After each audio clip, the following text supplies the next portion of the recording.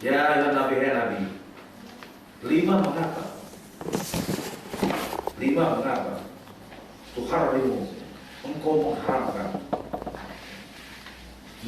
apa-apa ahalla yang telah menghalalkan. Siapa? Allah laka bagimu. Mengapa engkau mengharamkan sesuatu yang Allah halalkan buat dirimu? Nabi haramkan. Begitu ya. Takut lagi karena engkau mencari. Ya, takut lagi karena engkau mencari. Saya nggak tahu di terjemahan limanya apa ya, takut lagi. Ya, sama ya. Karena engkau mencari mardota, keridoan, kerelaan, azwajik, istri-istrimu. Begitu, mengharamkan sesuatu untuk membuat senang istri. Wallahu Allah Ghafurun, Maha Pengampun, Rahimun, Maha Penyayang. Ini apa yang Nabi haramkan sampai Allah menegur dia, dan apa yang Nabi haramkan untuk menyenangkan istrinya. Itu perlu dilihat asal usulnya. Ya itu salah satu asal usul dari Ibnu Abbas. Ya bagi saya agak susah terima. Mas soal madu aja istri udah ribut. Ya kan, istri itu ribut soal cemburu, pasti. Paling tidak itu pengalaman saya. Begitu ya. Dan asal usul berikutnya adalah disebutkan di sini. Ya,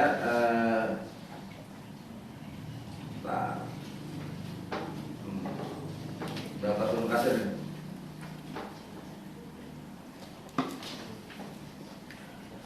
Anna Rasulullah SAW asobat ummah Ibrahim fi baiti ba'di isai. Nabi SAW itu kan punya jariah dua ya. Nabi itu isi 9, jariahnya 2. 9 itu istrinya yang hidup bersama beliau, poligaminya beliau. Yang pertama Aisyah, yang kedua Saudah, yang ketiga Hafsah. Ini blok pertama. Saya bilang gini blok pertama. Kemudian Zainab binti Jakshin, kemudian Ummu Salamah, ya, 5 maksudnya. Lalu yang keenam Maimunah. Maimunah itu adiknya Ummul Fadl. Ummul Fadl itu istrinya Abbas, paman beliau.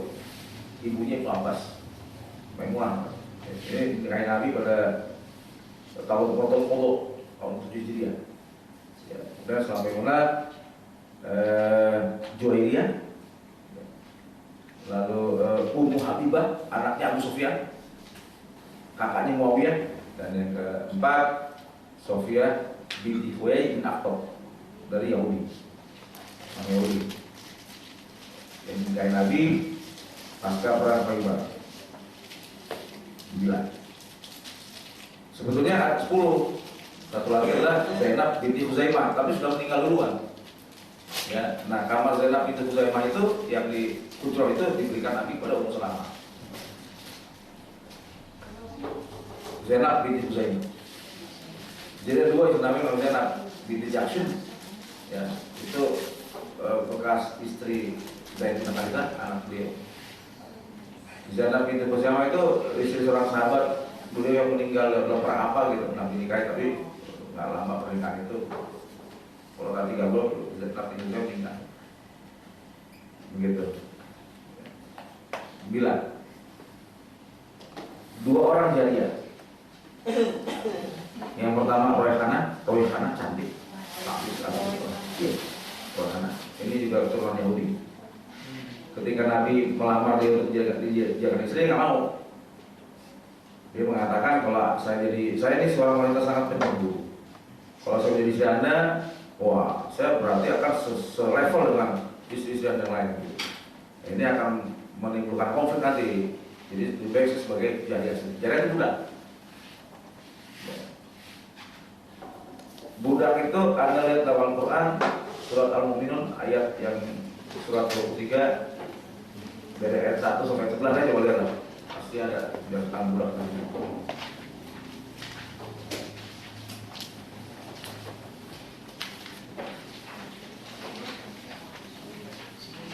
Gimana tuh?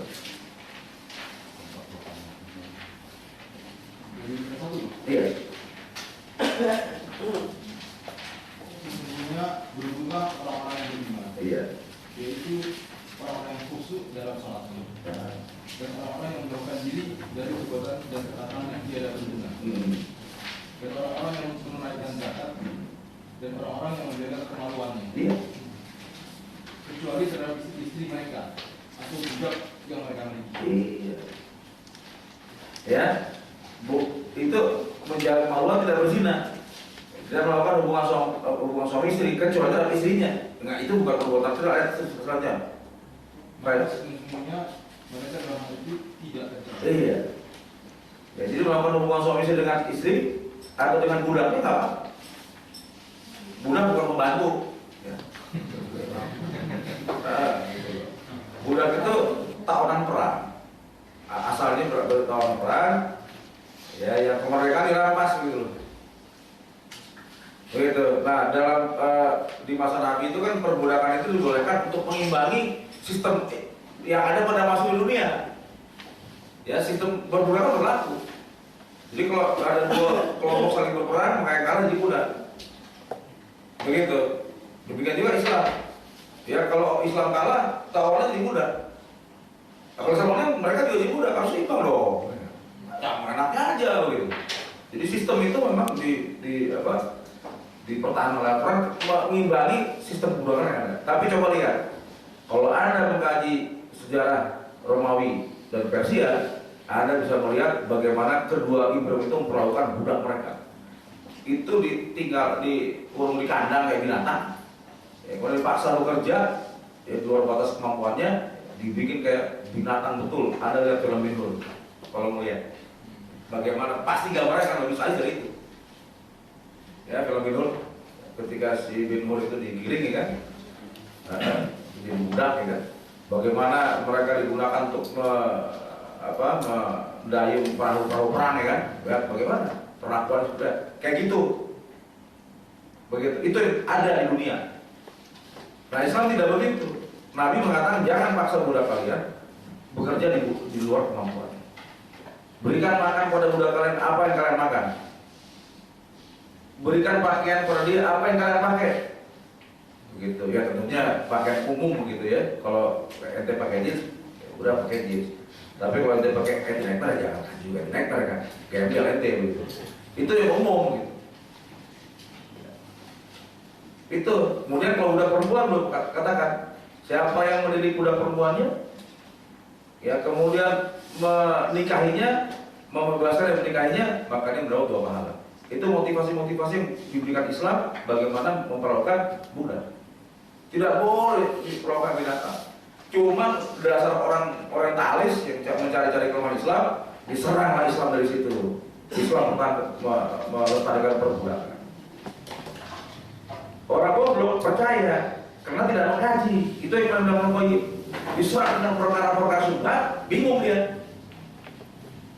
Ya kan? Gitu. Bingung. Akhirnya percaya. Akhirnya bersuzon dengan Islam. Itu yang terjadi sebetulnya. Padahal kalau mengkaji betul secara mendalam, tidak akan seperti itu dia. Paling tidak itu pengalaman saya. Sebelum saya mengkaji Islam, ya kan, saya bingung-bingung tuh, ya kan, bilang ya. Karena pikiran saya dulu yang Nabi dewa, gitu ya, bukan manusia biasa. Gitu. Nah, itu yang mesti kita ketahui, gitu ya. Jadi tidak ada satu sistem pun yang sempurna Islam. Ya, serangan-serangan orang itu adalah cara-cara meracuni pikiran kaum muslimin yang memang sudah jauh dari Islam. Oke, jadi budak itu boleh dikumpulin. Anaknya bebas. Anaknya statusnya orang mereka. Nah, jadi Nabi punya 2 jariah. Yang pertama Rehana, yang kedua Maria Al-Qibtiyah, pemberian dari Tukaukis, ya, penguasa Alexandria. Saya tidak pernah mengerti kenapa di buku sejarah tidak pernah diungkapkan. Tapi dalam buku sejarah ditulis oleh Al-Mukarram, Said Alwi Al-Maliki, seorang Ahlul Bait di Mekah, ini hadis kan, diungkapkan. Jadi makanya buat saya Ahlul Bait itu memang harus diikuti. Karena Nabi sudah mengatakan, Taraktu fikum ini lampau di rumah tawasul lima. Kitabullah wa ikrati ahli baiti. Aku tinggalkan di tengah kalian dua perkara yang hebat. Kalian tidak akan sesat selama mengikuti perkara tadi. Yang pertama kitabullah Al-Quran, yang kedua ikrati ahli baiti. Ahli baiti itu ya kalau di zaman Nabi Aisyah isinya ahli bait dan keluarga Ali, keluarga Abbas. Ya, sampai sekarang ya yang menyandang syarat-syarat ya dan yang sampai ke Husain dan Hasan itu adalah ahli bait. Dan ketika mereka emang betul-betul berpegang teguh pada sunnah Nabi, ya, seperti Abu Hasan Al-Alwi, Ahlul Bait. Lihat saya Al-Maliki, Ahlul Bait. Saya betul-betul melihat kejujuran yang luar biasa mengungkapkan peristiwa-peristiwa yang berkaitan dengan Nabi dan keluarganya. Diungkapin saya tambah. Istilah 9. Jadinya 2. Di sini disebutkan oleh Ibnu Katsir nih, karena kalau amatun ya Tuhan, Nabi punya seorang budak, itu Maria namanya. Tadi kan, yang ditubuhi Nabi di rumah Hafsah. Ketika Hafsah tidak ada, Nabi itu dengan Nabi ke rumah Hafsah minta izin karena nggak bisa, ya kan? Minta izin untuk mengunjungi keluarga. Jadi rumah Hafsah kosong, Nabi ngajak Maria ke situ. Begitu. Reaksi Hafsah adalah, ya ayo Rasulullah, fi baiti wa ala firasyi. Jadi bukan Hafsah itu marahnya bukan soal Nabi berhubungan dengan Maria, tidak. Kenapa di rumah dia? Itu yang membuat dia marah. Soal kecemburuan itu soal biasa. Kan ada 2 blok saya bilang, ya. Ada bloknya Aisyah dengan 2 anggota lainnya itu saudara Hafsah ya, blok satunya ya dengan komandan Zainab binti Huzaimah, Zainab binti Jahsin. Ya yang dinikahi oleh Allah dengan Nabi langsung di langit ke-7 pernikahan itu. Surat Ahzab kita lihat. Nah, di sini Nabi ya mengumpuli Maria di rumah Hafsah dan Hafsah marah ya. Ya lalu faja'ala alaiha ma. Maka ya Nabi mengharapkan Maria. Gitu kayak senang ya kan, ya udah beliau bersumpah mengharapkan Maria. Senang kan? Maksudnya mengharapkan melakukannya di rumah? Enggak, mengharapkan jadi yang enggak disentuh lagi gitu maksudnya? Iya, dia mengharapkan jadi.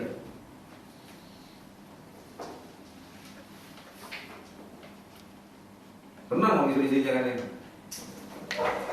Nah, di sini disebut oleh Ibnu Katsir nih, secara konkret juga, ya Nabi berkata pada Hafsah, "La tukhbiri."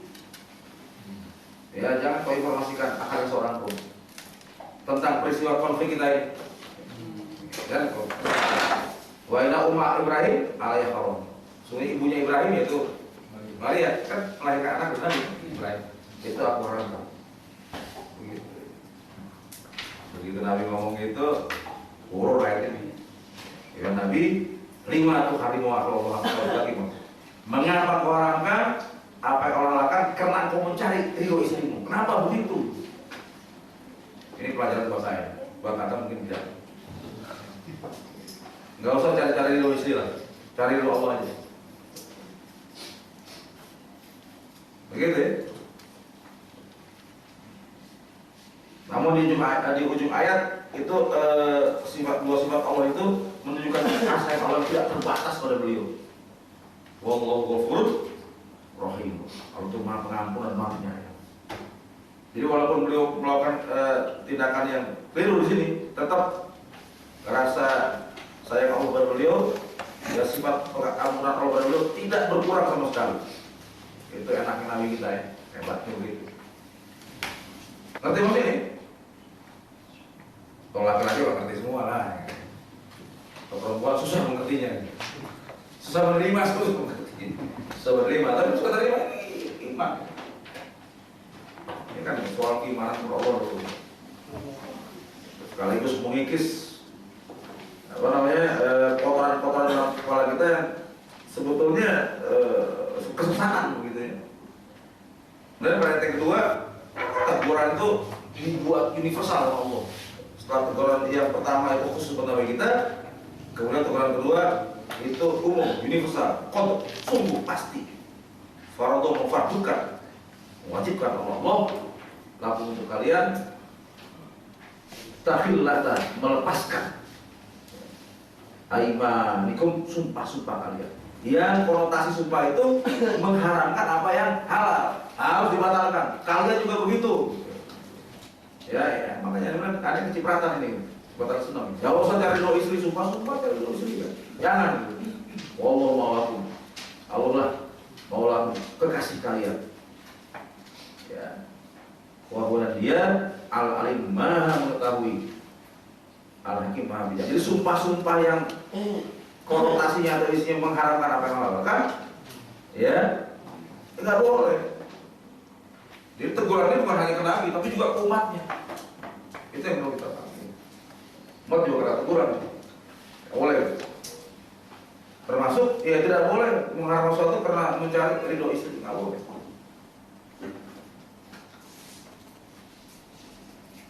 Ini perlu kita bongkar supaya kita tahu. Jangan dengan kita punya pengetahuan komprehensif, kita tidak akan terprovokasi oleh orang yang tidak bertanggung jawab dengan sebuah menjalankan Islam. Begitu.